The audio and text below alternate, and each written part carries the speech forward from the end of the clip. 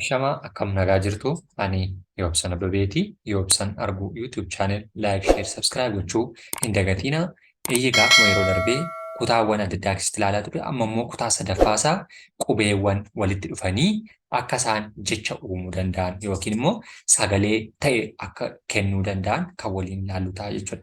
Isaan egaa qubeewwan walitti dhufanii jecha uumuu.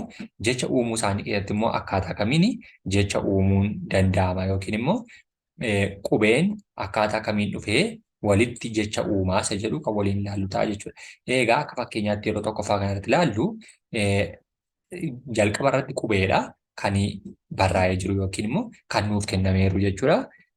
Fakkeenyaaf jalqaba irra qubee taa'aadha. Taa'aan kuni walitti dhufaniitu maal nuu kenna jechuudha. Taa'aa kana ida'uudha. Oodha. Ida'uu goone. Laadha. Ammas ida'uu gooneetu keenya godhannaa yookiin immoo keenya ammas adda adda baasuudhaaf haala kanaan walitti finna jechuudha. Yeroo kana qubeen maal ta'aniiru jechuudha. Qubeewwan keenya erga uumnee booddee inni kun hima yookiin immoo jecha ta'e nuu laataa jechuudha. Yeroo kana tolaa kan jedhu nuu laataa jechuudha. Sila taa ida'uu ida'uu laa ida'uu ida'uu jechuudha. Inni kun maal nuu laatee? Jecha tolaa jedhu nuu laatee jechuudha. Tolaa jechuun maqaa namaa jechuudha. Maqaa namaa isa nuu laate kana egaa tokko tokko isaaniitti haala kanaan maal gochuudha? Qubeewwan kun tokko tokkoon ishee dhufanii haala kanaatti akka isaan ijaaramuu danda'anidha jechuudha. Gara lammaffaatti gaafa deebinu mana kan jedhu arganna jechuudha. Mana kan jedhu keessattis jalqaba irratti qubee guddaadhaan akka kaanu ni beekama.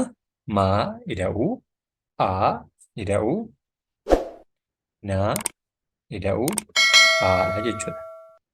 Walqixa maal ta'a jechuudha? Mana nuu laataa jechuudha. Mana jechuun kan namni yookiin kan dhalli namaatti galu mana jennaanii jechuudha. Mana kan keenya jecha kana nuu uumeeraa jechuudha. Jalqabni keenya qubeedha. Ida'uu qubee, ida'uu qubee, ida'uu qubeedha jechuudha. Qubeewwan afuriin mana kan jedhu arganne jechuudha. Sadaffaa irratti ijaare. Sadaffaa irratti ijaare jedhu arganna jechuudha. Adda kan jiru ijaare. Ijaare isa jedhus tokko tokko isheedhaan gaafa adda baasnee ilaallu ijaare isa jedhu iidhaa kaasnaa jechuudha. Ida'uu qubee jaadha. Ida'uu ida'uu ida'uu raa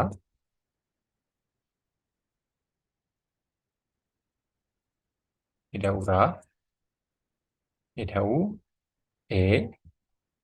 ida'uu dha jechuudha. Walqixa maal ta'a? Ijaaree kan jedhu nuu laataa jechuudha. Ijaare. Ijaare jechuun immoo fakkeenyaaf mana ijaare. Mana ijaare kan jedhu kan nuu laatee jechuudha. Kan jechuun egaa qubeewwan keenya walitti dhufaniitu jecha kana yookiin immoo sagalee ijaare jedhu nuu laatanii jechuudha. Kanaaf tokko tokko isaa keessatti akkaataa kanaan qubeewwan tokko tokko ishee walitti finnee ijaaruuf yookiin baruuf shaakaluuf nu gargaara jechuudha. Jechoonni walitti qindaa'anii egaa maal ta'uu? Hima ta'uu jechuudha.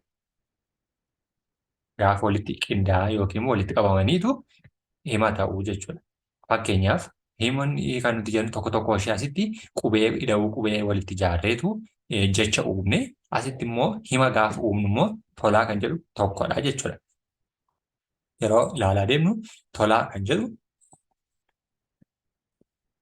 tolaa ida'uu mana ida'uu ijaare.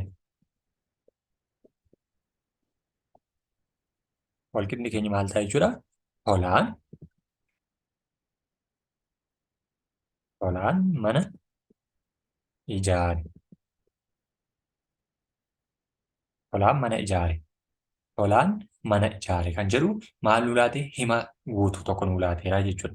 Jalqaba tokko tokko ishee yookiin immoo maqaa namaa yookiin maqaa manaati kan nuu laachaa ture jechuudha. Amma garuu hima yookiin wanta ergaa dabarsuu danda'u tokko nuu laatee jechuudha. Ergaa kan dabarsu tokko nuu kennuu danda'eera jechuudha. Tolaan mana ijaare. Eenyutu ijaare? Tolaa. Namichi tolaa jedhamu mana ijaaruusaa kan nuuf laateera jechuudha. Kanaaf walitti dhufanii jecha uumuu fi jechoonni immoo walitti qindaa'anii hima ta'uu jechuudha. Akkasuma kan biraa ilaaluu dandeenya. Akka fakkeenyaatti fakkeenya kan biraa gaafa fudhannee ilaallu tolaan leenca ajjeese. Tolaa, tolaa ida'uu, leenca ida'uu, ajjeese. Walqixa keenya keessatti maal ta'a? Tolaan leenca ajjeese. Tolaan leenca ajjeese. Maal ta'e jechuudha? Himni keenya kun guutuudha jechuudha. Ergaa dabarseera. Eenyutu taatee tolaaf leenca gidduutti raawwate nuuf laateera jechuudha. Tolaaf leenca gidduutti taatee ajjeefamu. Tolaan ajjeesuusaa, leenci immoo ajjeefamuusaa jechuudha. Asitti tolaan maal ijaare? Mana ijaare. Tolaa fi mana gidduutti kan raawwatedha. Tolaan raawwataa, manni immoo kan irratti raawwatame jechuudha. Inni addanattis leenci kan ajjeefamedha. Tolaan immoo ajjeese ta'etu nuuf laateera jechuudha. Inni kun hima keenya jechuudha. Haala kanaatiin himoota baay'ee yookiin immoo fakkeenyota hedduu isaanii fudhachuu dandeenya jechuudha. Namni saree rukute yookiin tolaan saree rukute, mucaan saree rukute, sareen mucaa ciniine jennee barreessuu dandeenya jechuudha. Yookiin jecha keenya isa jalqabaa jecha tokko tokko ishee walitti finneetu hima goonee dhiyeessuu dandeenya jechuudha. Kana fakkaata yoo isinitti tole laayik, sheer, sabskiraayib gochuu hin dagatinaa. Galatooma.